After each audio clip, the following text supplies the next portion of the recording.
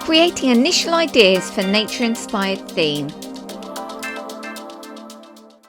Okay, let's start coming up with some ideas on how we can develop the work that we've done so far, refine it and create a final piece. As with every project, you need to go back through your book, remind yourself of what you've done, the different materials that you've used, different media, different processes and techniques. Remind yourself of what worked really well and what you want to develop. So just take a little look back through your book. We did some leaf printing, lots of observational studies. It might be necessary to create more studies or more experimentation of different media to work out what worked well for you, and to incorporate more. These were my stencil ideas and then my stencils. This module has covered quite a range of different materials, techniques and processes. So it's all about making the choice on what worked best and what you want to develop. Okay, so I have looked at this artist, Ellie Hipkin. She creates really beautiful natural form themed work. She uses lots of layering and a range of different mixed media techniques, processes in her work. I really like her subtle use of colour. And looking back through my book, I realised that I use quite a lot of bold, vibrant colour, and also use a lot of black, especially with my printing. So for me, I know that I would like to explore using more subtle colours and selecting more contrasting colours as well. Okay, so what we're going to do now is we're going to have a go at coming up with some different plans of what a final piece might look like. You need to look through your book, keep that to hand as well so you can just get some more ideas as you're working. And then I'm just going to come up with a couple of rough sketches of initial ideas on what I might want to do for my final outcome. So I already know that I will probably be working on a portrait shaped piece of paper or perhaps a canvas. I'm not entirely sure yet. I'm probably going to work with paper because I know that I'm going to use some printing techniques and that might not always be easy using canvas. But it is an option to work with fabric instead of paper if you wanted to. I know that Ellie Hipkin uses lots of high grade paper and she also explores fabric as well. So that might be something that I choose to do myself. Okay, so I'm thinking now if I do start off with some paper, I know that this is the kind of shape I want to work with. And the reason I know that is because that is mainly what I've worked with throughout my book. So I'm going to keep that idea. I think that gel plate printing for the background might be a good starting point. And as I said earlier, I know that I want to experiment with softer colours for my gel plate print. And I'm going to have that as a background. For this design, I think that I will go with using foliage for the background as well. Looking back through my book, when I created the first gel plate prints, the foliage worked so well. And I think with subtle colours that might work really well for like a background as well. So that's what I'm going to do. I'm going to use softer colours, probably pinks and oranges. I'm going to give that a go. I'll create some experimental pieces before I decide on whether or not to use that for my final outcome. Okay, then I know that I would like to use my tessellation somehow in my work.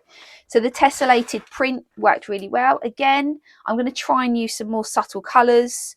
I might mix up some of my own block printing ink to do that. Then I need to think about where I'm going to place that on my background. Okay, so I don't want to completely cover up the gel plate print that is in the background. So I know that I'm probably going to just sort of use this shape just subtly. This is a rough plan. If you would prefer to spend a little bit more time creating your plan, please do. This is just for the purposes of the tutorial, just to give you an idea on how to think about creating this final outcome plan. Okay, so I might just take that over a little bit further.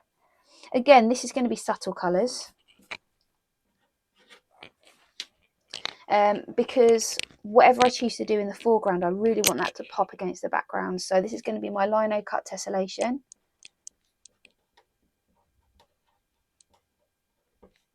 Lino cut tessellation print, and I want it to be softer colours. However, I don't want it to blend too much in the background. So I've chosen pinks and oranges for the background, and I think what I'll do is use some slightly darker blues and oranges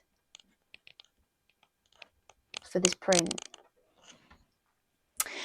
Okay, right, let's think layering. So what am I going to do next? I think that, having looked at Ellie Hipkins' work, she uses a lot of sort of these grasses, cow parsley, and looking back at my initial study pages,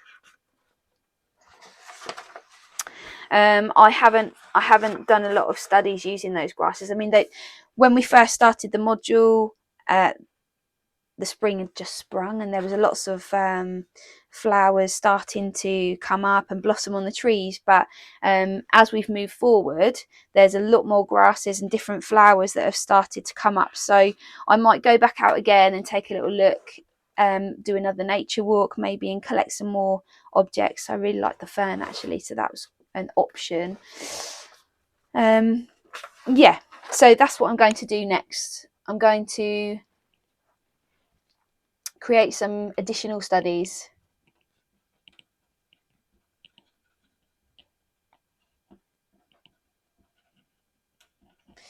And then depending on how well they work, so I'm thinking sort of cow parsley.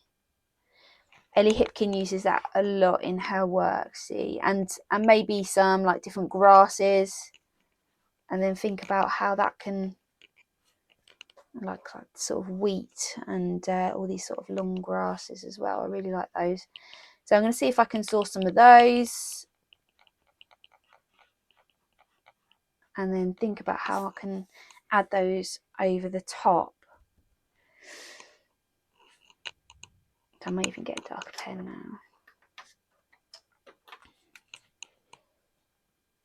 Now I need to also think about colour, because if I'm going to add these sort of darker grasses over the top, I really want them to pop. So far I've chosen pinks and oranges. I've got some blue for my tessellation, but I'm thinking, looking at Ellie Hipkin, she uses a lot of really dark blue or black for line, these sort of line drawings here. I actually think this is stitching. So stitching is an option if you've got access to a sewing machine, or if you are confident hand embroiderer, you can have a go at doing that perhaps. I'm thinking about just using all these sort of lines that she's got here. But again, to do that, I'm going to have to go out and source some grasses and then make sure that that is something that's going to work for me in the foreground.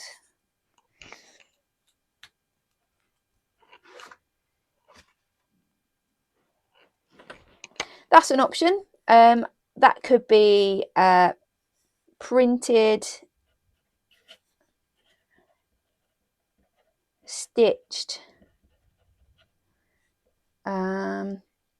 or that could be, rather than some kind of lino cut print, it could also be a like a leaf print.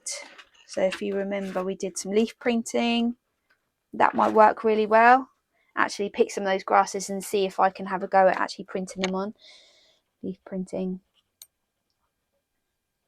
Leaf printed foreground. And then see how that works. Okay, so that's one design idea. let's have a go at a second design idea.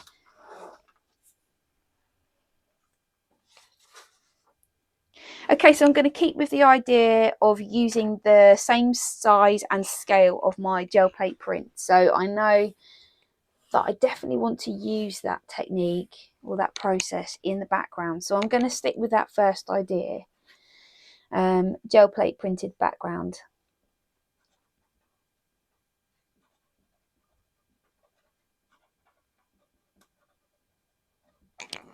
And again, I'm going to play about with more subtle colours. I still like the idea of using vibrant colours, but keeping them a little bit more subtle, just so as they sort of are faded in the background. So again, subtle colours, such as pinks and oranges.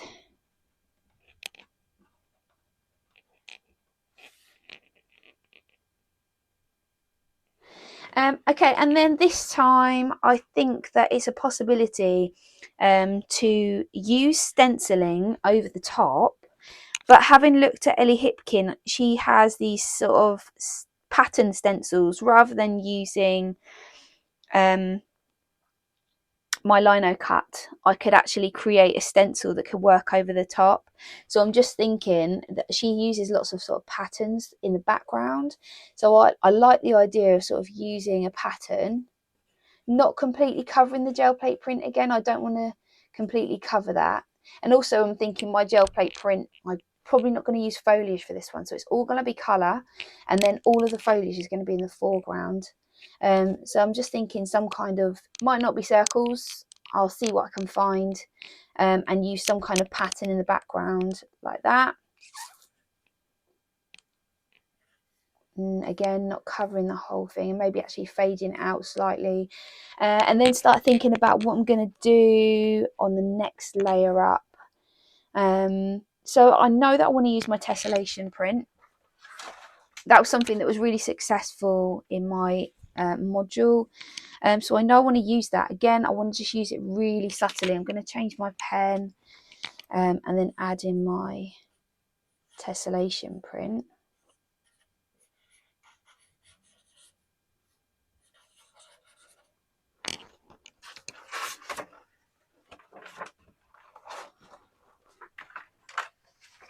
Well, I've actually got the print here, so I could just sort of think about how that's going to work.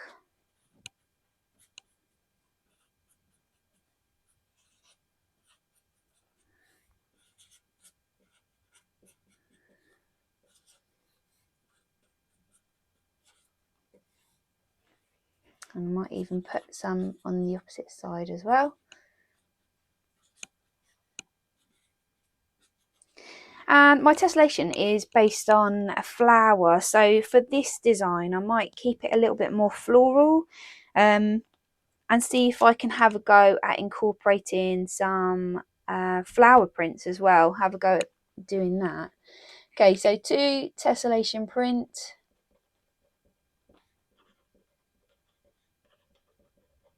Using more subtle colours. And then I'm going to think about using flower printing in the foreground. But I will need to experiment with that first.